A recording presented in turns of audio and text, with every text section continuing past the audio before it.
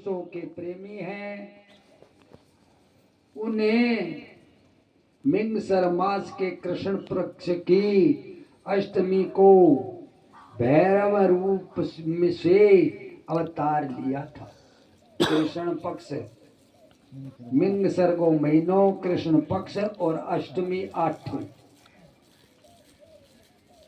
तो अष्टमी को भैरव रूप से अवतार लिया था भगवान ने। इसीलिए जो मनुष्य मिंगसर मास के कृष्णाष्टमी को काल भैरव के सनिकट यानी निकट बैठ करके उपवास करके रात्रि में जागरण करता है, वह समस्त पापों से मुक्त हो जाता है।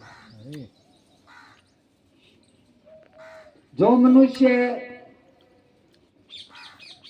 अनियंत्रण भी भक्ति पूर्वक जागरण सहित इस व्रत का अनुष्ठान करेगा, व्रत करके आप कहानी अनुष्ठान करा भाई, उद्यापन है, आज 11 को है और है पुण्यों है, तो अनुष्ठान करेगा वह भी महापापों से मुक्त होकर के सदगति को प्राप्त हो जाएगा।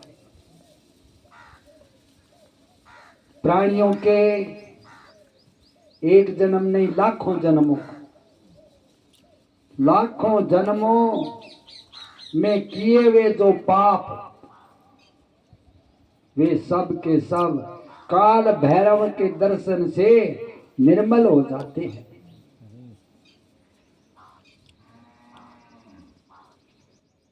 जो मूर्ख काल भैरव के भक्तों का अनिष्ट करता है, जो मूर्ख काल भैरव की भक्त की निंदा करता है, वह इस जन्म में दुख भोग कर पुनः दुर्गति को प्राप्त होता है।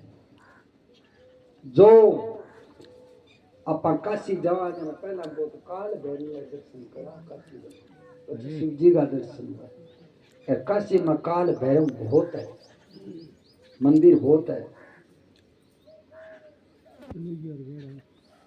जो लोग विश्वनाथ के शिव जी के भक्त है परंतु काल भैरव की भक्ति नहीं करते हैं, उन्हें महान दुख की प्राप्ति होती है। भजन को न करे, नहीं करता है, उसके पाप शुक्ल पक्ष के चंद्रमा की भांति बढ़ता ही जाता है। जो काशी में प्रत्येक भौमवाणी की कृष्णाष्टमी के दिन काल राज का भजन पूजन नहीं करता है, काल भैरव का भजन पूजन नहीं करता है, उसका पुण्य कृष्ण पक्ष के चंद्रमा के समान क्षीण हो जाता है। तदनंतर नंदीश्वर ने वीरभद्र तथा सर्वावतार का वृतांत सुना करके कहा कि ब्रह्मपुत्र भगवान शिव जिसी प्रकार प्रसन्न होकर विश्वानर मुनि के घर अवतरण हुए थे,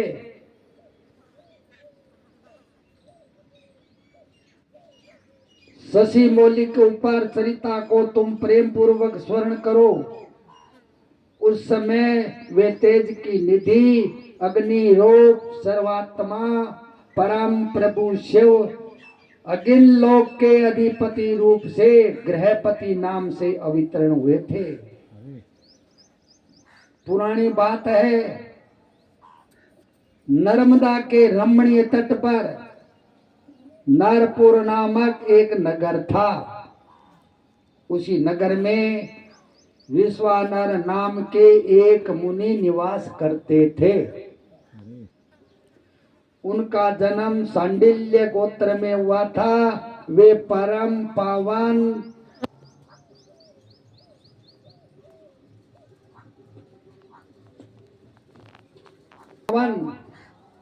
पुण्यात्मा शिव भगत ब्रह्म तेज के निधि और जितेंद्रिय थे। ब्रह्मचर्य आश्रम में उनकी बड़ी निष्ठा थी, ब्रह्मचर्य में बहुत भक्ति थी। वे सदा ब्रह्म यज्ञ में तत्पर रहते थे। फिर उन्होंने सूची समिति नाम की एक शुद्ध गुणवती कन्या से विवाह कर लिया और वे ब्राह्मणोचित कर्म करते हुए देवता तथा पितराओं को प्रिय लगने वाला जीवन बिताने लगा। विवाह करके भी ब्रह्मचर्य। इसी प्रकार जब बहुत सा समय व्यतीत हो गया तब उन ब्रह्मचारिणी की भार्या शुचिमती, जो उत्तम व्रत का पालन करने वाली थी, अपने पति से बोली, कहे प्राणनाथ, स्त्रियों के योग्य जितने आनंदप्रद भोग है उन सब को मैंने आपकी कृपा से आपके साथ रह करके भोग लिया, परंतु नाथ मेरे हृदय में एक लालसा है। के लालसा है? चिरकाल से वर्तमान है, कई समय पहले की बात, और वह ग्रस्तों के लिए भी उचित भी है, उसे आप पूर्ण करने की कृपा करे स्वामी। मैं ज्यादा था न आगे के बताऊं। यदि मैं वर पाने के योग्य हूं और आप मुझे वर देना चाहते हैं तो मुझे महेश्वर सरीखा, शिवजी सरीखा पुत्र प्रदान कीजिए महाराज, मेरी एक आई लालसा है। इसके अतिरिक्त मैं दूसरा वर नहीं चाहती हूँ, मन और कोई वर की मतलब नहीं है। नंदीश्वर जी कहती है, हे मुने, पत्नी की बात सुनकर पवित्र व्रत परायण ब्राह्मण विश्वानर क्षण भर के लिए समाधि इष्ट हो गया, समाधि का मगन हो गयो और हृदय में विचार करने लगा कि अहो मेरी इस सूक्ष्म मांगी पत्नी ने कैसा अत्यंत दुर्लभ वर मांगा है। ये तो मेरे मनोरथ पथ से बहुत दूर है, मेरे मनु बहुत दूर है। वो तो अच्छा, शिवजी तो सब कुछ करने में समर्थ है, ऐसा प्रतीत होता है। मन में विचार करियो, मेरा मन तो दूर है, मन शिवजी जो कुछ कर सी वो शिव ही कर सी, ऐसा प्रतीत होता है।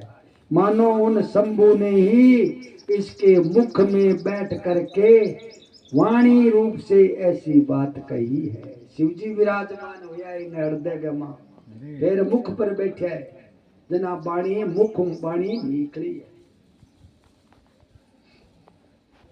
अन्यथा दूसरा कौन ऐसा करने में समर्थ हो सकता है।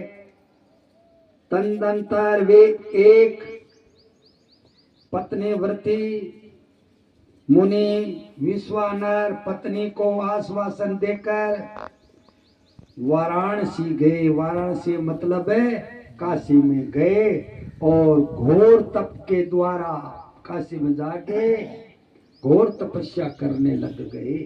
भगवान शिव के विरेश लिंग की आराधना करने लगा। शिव जी के लिंग की आराधना करने लगे तो इसी प्रकार उन्होंने 1 वर्ष पर्यंत भक्ति पूर्वक उत्तम विरेश लिंग की त्रिकाल अर्चना करते हुए तीनों संध्या, दिन में त्रिकाल दिन के तीनों टाइम में मां भगवान की आराधना करते हुए तप किया। 13वां मास आने पर एक दिन वे द्विजवार प्रातः काल त्रिपथ गामिनी गंगा के जल में स्नान करके जो ही वीरेश के निकट पहुंचे तो ही उन तपोधन को उस लिंग के मध्य एक अष्टवीर्य विभूति भूषित बालक दिखाई दिया। शिवलिंग कन्ने तीसरी संध्या गए मां एक बालक दिखाई दिया शिवलिंग के पास में।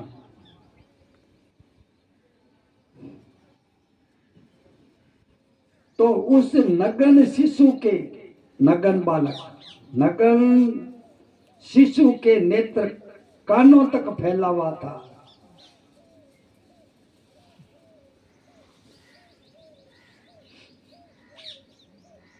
वे होठों पर गहरी लालिमा छाई हुई थी, मस्तक पर पीले रंग की सुंदर जटा शोभित थी और मुख पर हंसी खेल रही थी।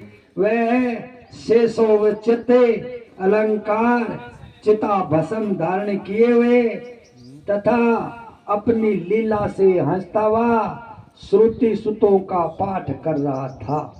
अरे तो उस बालक को देखकर विश्व वानर मुनि कृतार्थ हो गया। बोलिए शंकर भगवान की जय हो। और अरे आनंद के कारण उनका शरीर रोमांचित हो उठा।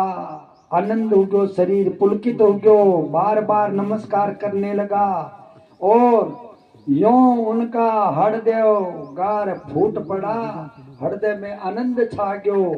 फिर वे अभिलाषा पूर्ण करने वाले 8 पदों द्वारा बाल रूपधारी परमानंद स्वरूप शंभु का स्तवन करते हुए भगवान की स्तुति करते हुए बोले। विश्वानर ने कहा कि भगवान आप ही एकमात्र अद्वितीय ब्रह्म है, ये सारा जगत आपका ही स्वरूप है, यहाँ अनेक कुछ भी नहीं है और कई चीज नहीं है, आप ही है। ये बिल्कुल सत्य है, सही बात है कि एकमात्र रुद्र के अतिरिक्त शिव जी के अतिरिक्त दूसरे किसी की सत्ता नहीं है। इसीलिए मैं इसकी शरण ग्रहण करता हूँ। हे शंभु, आप ही सबके कर्ता हरता है तथा जैसे आत्म धर्म एक होते हुए भी अनेक रूप में दिखता है, उसी प्रकार आप भी एक रूप होकर के नाना रूपों में व्याप्त है। फिर आप रूप रहित है, आपको कोई रूप नहीं है, इसीलिए आप ईश्वर के अतिरिक्त में कैसे दूसरे की शरण नहीं ले सकता। जैसे रज्जु में सर्प, सीपी में चांदी और मृग चरिमिका को में जल प्रवाह का भान मिथ्या है, इसी प्रकार जिससे जान लेने पर यह विश्व प्रपंच मिथ्या भाषित होता है, उन महेश्वर को मैं शरण लेता हूँ। शंभो, जल में जो शीतलता, जलगमा ठंडापन, अग्नि में दहकता, सूर्य में गर्मी, चंद्रमा में आहत कार्तिका, पुष्प में गंध यानी सुगंध और दुर्गंध में घी वर्तमान है, वह आपका ही स्वरूप है। और मैं आपके शरण हूँ। आप कान रहित होकर शब्द सुनो, नासिका वहीन होकर सूंघते हैं, पर पैर न होने पर भी दूर तक चले जाते हो, नेत्रहीन होकर भी सब कुछ देखते हो, जिह्वा रहित होकर भी समस्त रसों की ज्ञाता हो। भला आपको सम्यक रूप से कौन नहीं जान सकता। तो इसीलिए मैं आपकी शरण में जाता हूँ। भगवान ईश्वर, आपके रहस्य को न तो साक्षात वेद जानते हैं और न विष्णु जानते हैं, अखिल विश्व के विधाता ब्रह्मा, न योगिंदर और न इंद्र आदि प्रधान देवताओं को ही इसका पता नहीं है, किसी को पता नहीं है।